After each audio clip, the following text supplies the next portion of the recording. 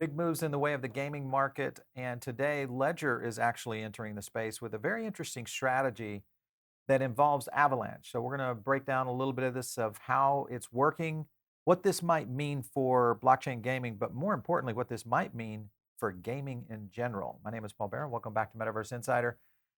When you think about gaming and you look at what's happening with Apple, pretty much the 800-pound gorilla in the market, we've already started to see the pushback from gaming studios like Epic and others. And now we're starting to see maybe a new strategy with some of the regulations that are being imposed within Apple and its App Store. Now, when you think about that, and then you look at some of the challengers who could play into this, who are companies that possibly could go in a new direction here, especially around Web3 and blockchain. I'm going to jump to this first tweet. This is Ledger. And you guys, of course, know them as the self custody titan out there in terms of the devices.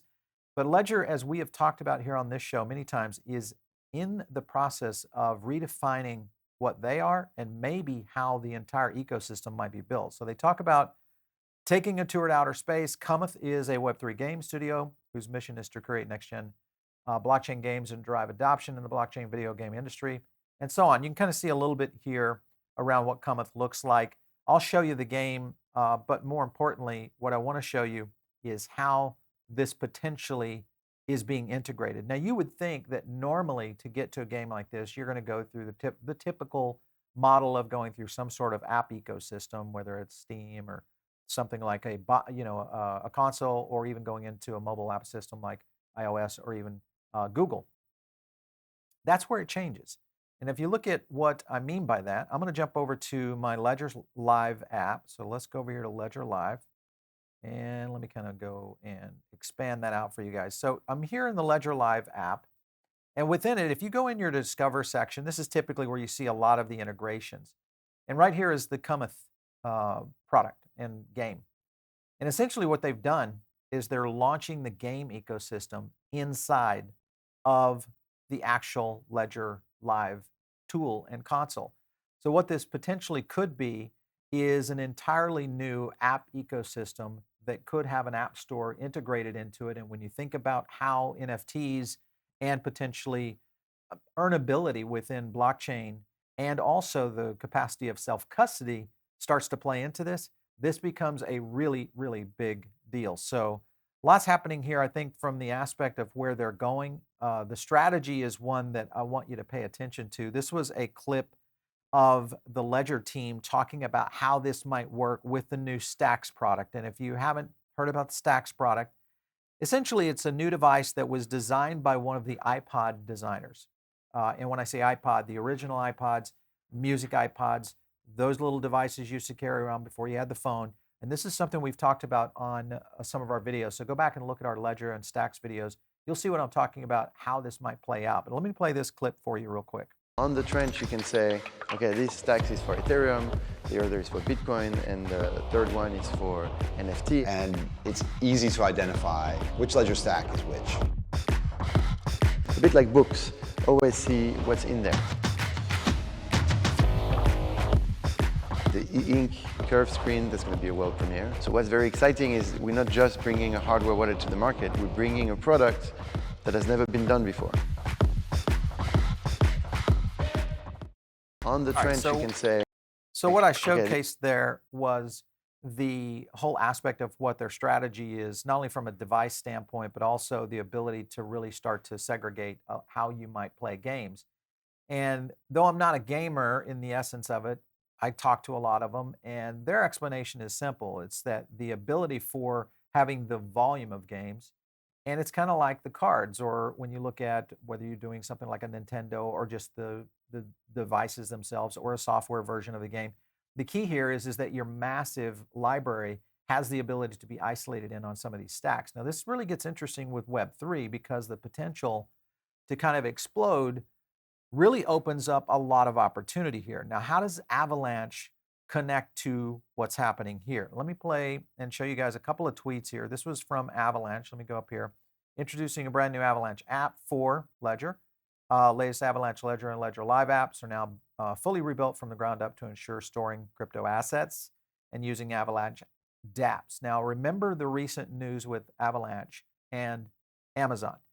Remember deployment and ease of deployment. This is going to be a major scenario that plays into this. And I could see this all the way from enterprise companies looking at trying to get into the gaming area. We've seen this before, but because it's been so difficult to do, we haven't necessarily seen it outside of the game studios. But what we will see, I think, is a massive move to Avalanche's ecosystem from the game developers, mainly to get into this new isolated area of collecting and the ability to go into self-custody. I think this is going to be a very interesting aspect. I was just looking at, further into tweets. They talk more about just how the integration is happening. Obviously, you can kind of see apps focusing on getting quickly desired action, keeping your crypto assets and NFTs secure. Gets back into that whole scenario of really becoming an advanced. Now, this goes into a component called Core, and Core is basically an app builder. And I want to talk about this in a second. Let me jump over here to Core real quick. So this is the best way to connect to Web3. Remember, again, going back to how Avalanche is building a structural business development idea and mindset, because they're trying to bring on a lot of developers to be able to come into the Avalanche ecosystem, hence AWS, hence now the partnership with Ledger. This is a very interesting model. And the way to do it, what they're talking about here is Avalanche's ecosystem, NFT, bridges, subnets, L2s.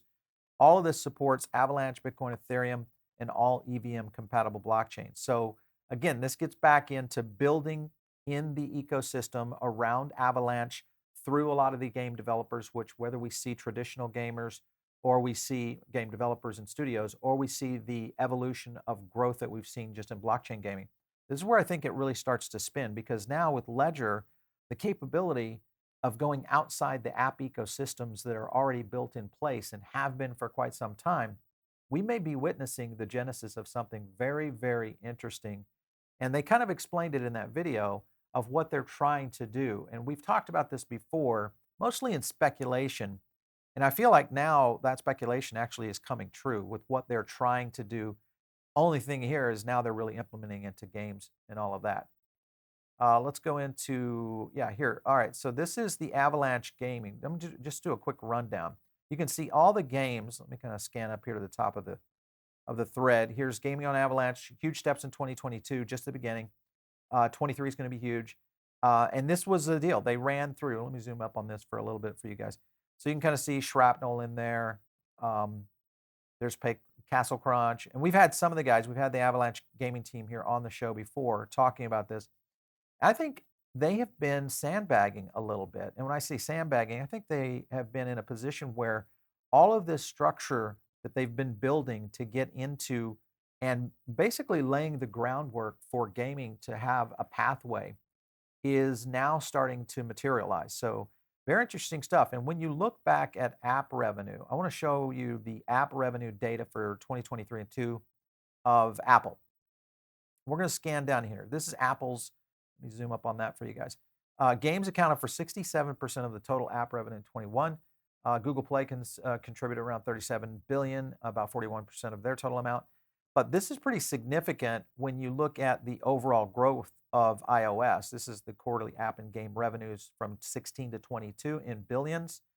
Even though it started to somewhat stabilize here, the fact is this ecosystem has absolutely been eating the world in terms of fees and also isolation, walled gardens, so to speak. I think Apple has, maybe for the first time, something to actually look at and say, this is a completely different way to do it. It's not taking the old model and just re-engineering it. No, this is creating an entirely new ecosystem, entirely new rails, and the ability to partner into something that what we could be. Now, there is still some knocks on this. I would say the situation that you have to consider with Ledger, and let me go back to Ledger Live real quick. Yeah, so Ledger Live, this is something, I'll go back to Discover. To me, this is the knock right now on Ledger Live. And this is going to get better with time, but their GUI their UX is going to have to happen in a way that it really starts to get a lot more sexy. I think we'll see a major update with Ledger Live this year, and it most likely is going to start to key into the gaming ecosystem, the NFT ecosystem, and really play into the whole Stax rollout. So strategically, remember that Stax is scheduled for first quarter, so Q1, March. we could see that. Very possible we could see an update on the Ledger Live app at that time to basically accommodate what we could be seeing here in a very short period of time. I want to jump back here to the block. And this was a topic basically talking about NFT, the rise of 13% in December, breaking an 8-month streak of declines. But the question is whether or not we've hit the bottom. And let me zoom in on this a little bit. Increase most likely combination of tax loss harvesting, revitalization of some popular narratives around the blue chip PFP projects, mostly Yuga Labs, obviously the Apes, and then some others, that we've seen in there, everything from Moonbirds and so on. But the point is that December had a nice little bump right there. And when you look at December versus what we're seeing here in January, are we actually seeing the bottom of the market? And if we are, this is a very good timing from Ledger's standpoint, from Avalanche's standpoint, and also I think from the potential to set the groundwork for the next bull run in terms of gaming.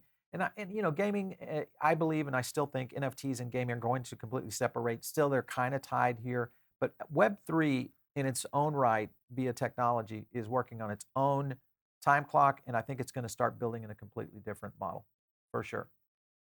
Wrapping up here, a couple of factors here, advancing the blockchain gaming in 2023. You see a couple of things here. Game improvements was the number one in terms of what was needed versus traditional studios right there. So this also starts to shift the mindset of maybe people are ready now for Web3 gaming and what blockchain gaming has to offer. So it's going to be a definitely different year for gaming in general. We're going to watch it very closely and definitely dive into Ledger's continuation here. And of course, we'll cover Avalanche a lot more, looks like, here in the gaming sector. All right, guys, you're listening in over on the iTunes side right now, or maybe over on Spotify. That's our podcast side. Make sure and jump over here to the YouTube channel. You get a chance to see these charts, some of the visuals that we do and show here on Metaverse Insider. And best of all, you can join into the Diamond Circle. That's the best thing to do, which is our weekly email. It comes out a couple times a week. Drops all kinds of things, including Metaverse, gaming updates, as well as our altcoin, a lot of our CPI data. So you guys get all that. If you want to reach me, it's out there on Twitter, @Paul Barron. We'll catch you next time right here on Metaverse Insider.